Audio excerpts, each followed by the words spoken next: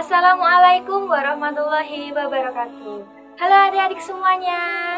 Bagaimana kabar hari ini? Semoga dalam keadaan sehat dan baik ya. Berjumpa kembali dengan aku Kak Mega di channel Edukasi Tawaf.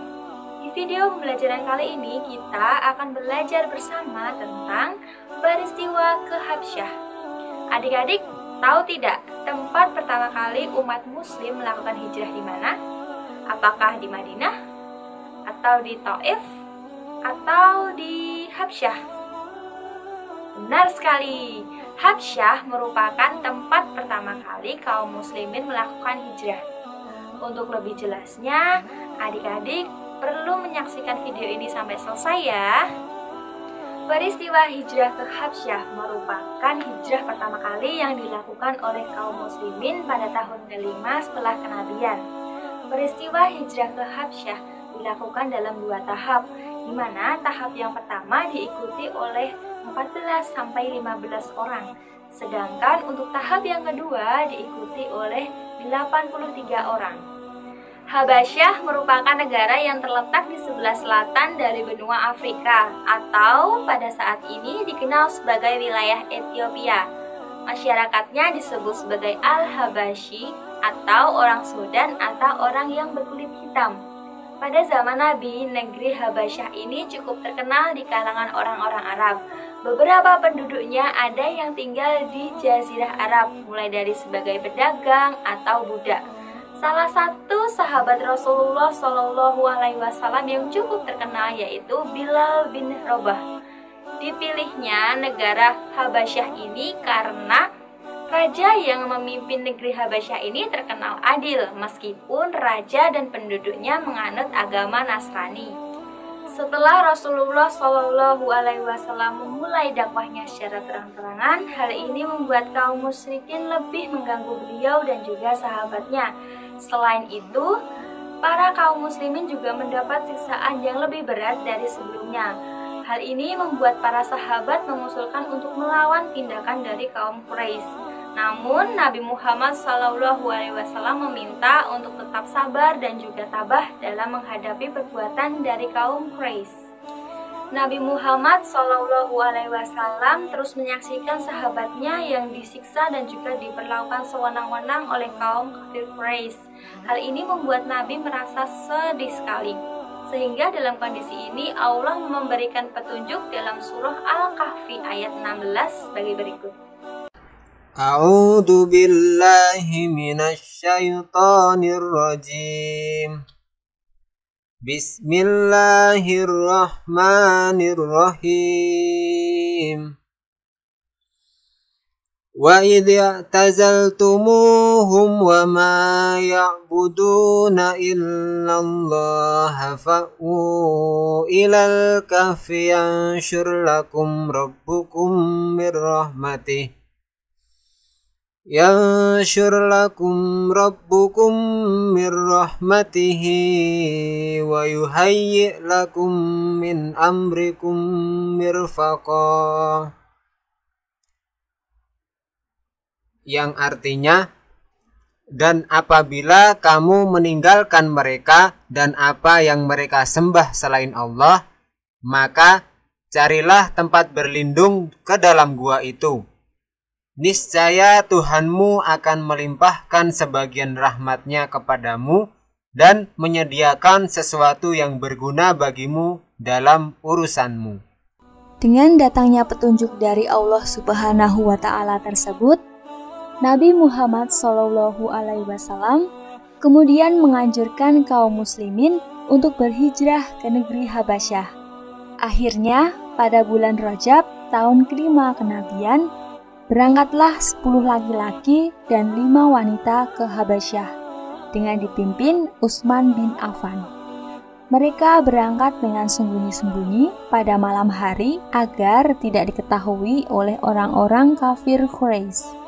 Di antara para sahabat yang ikut dalam rombongan hijrah tahap pertama ini adalah: yang pertama, Utsman bin Affan beserta istrinya Ruqayyah. Kemudian yang kedua, Abu Huzaifah beserta istrinya Sahlah binti Suhail bin Amr. Yang ketiga, Abu Salamah beserta istrinya Ummu Salamah binti Abu Umayyah. Yang keempat, Zubair bin Awam. Yang kelima, Mushab bin Umair. Yang keenam, Utsman bin Mas'ud. Yang ketujuh, Abdurrahman binti Auf. Sesampainya di negeri Habasyah, mereka disambut dengan baik. Inilah untuk pertama kali ajaran Islam tiba di Afrika. Raja Habasyah menempatkan mereka di Nagash, yang terletak di sebelah utara Provinsi Tigray. Setelah lebih dari 3 bulan kaum muslimin yang hijrah ke Habasyah, mereka mendapatkan kabar bahwa salah seorang yang terkenal kejam yaitu Umar bin Khattab masuk Islam, dengan diikuti oleh beberapa orang-orang Quraisy. Sehingga suasana kota Mekah dikabarkan lebih aman. Akhirnya, sebagian sahabat berniat untuk kembali ke Mekah, tetapi sebagian yang lain lebih memilih bertahan menunggu situasi Mekah benar-benar aman. Menjelang masuk kota Mekah, para sahabat yang kembali dari Habasyah mendapat berita ternyata Mekah belum aman.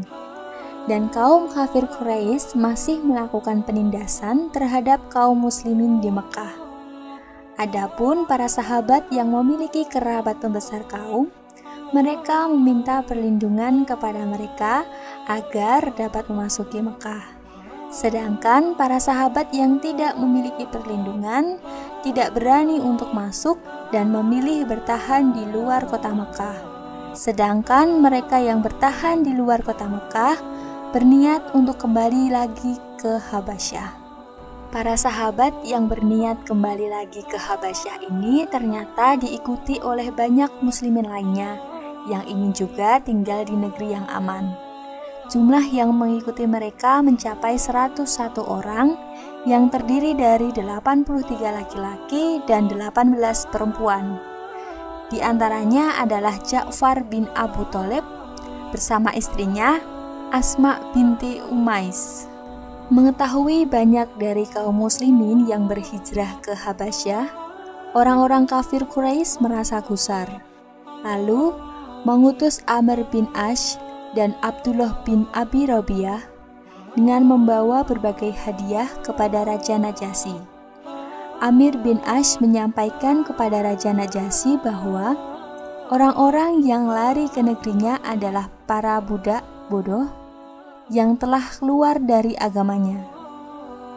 Raja Najasyi tidak menerima begitu saja apa yang didengarnya dari utusan tersebut.